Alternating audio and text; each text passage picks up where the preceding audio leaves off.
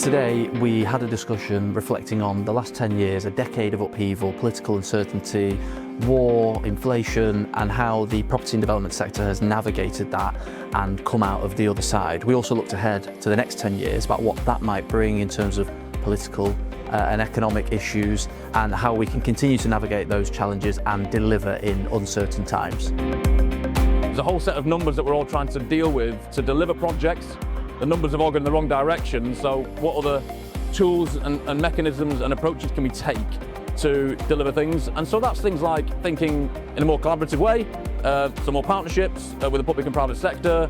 We were talking about how we can use patient investment and take a long-term view of value creation.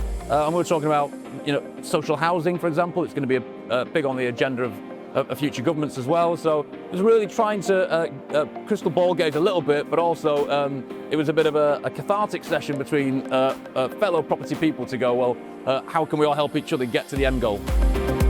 Today we discussed the importance of political stability for investors, for national government, knowing that across the north, in our cities and in towns, they've got a reliable, predictable, stable political leadership that can enable and deploy investment. So what we've spoken about today is thinking about how this might change in the years ahead and what that means for how we in the property sector are going to be working.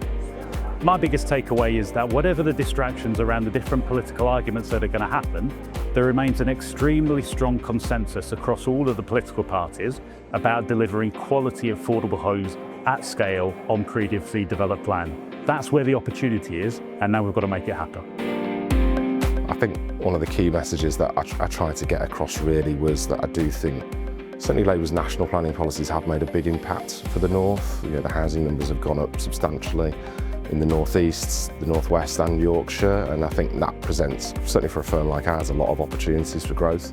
We've seen a lot of sites that probably were a 10-year strategy move forward to a 3-year strategy, so we're seeing quite considerable growth in the housing sector, even though there's some underlying challenges on viability which were raised today as well. I think everyone is fairly positive and quite buoyant about what the next 10 years holds. Just thinking through about the importance of collaboration and those public-private partnerships, and creating, again, from my perspective, creating really a long-term consensus to a long-term plan and being patient actually, rather than expecting necessarily quick wins, I think is important.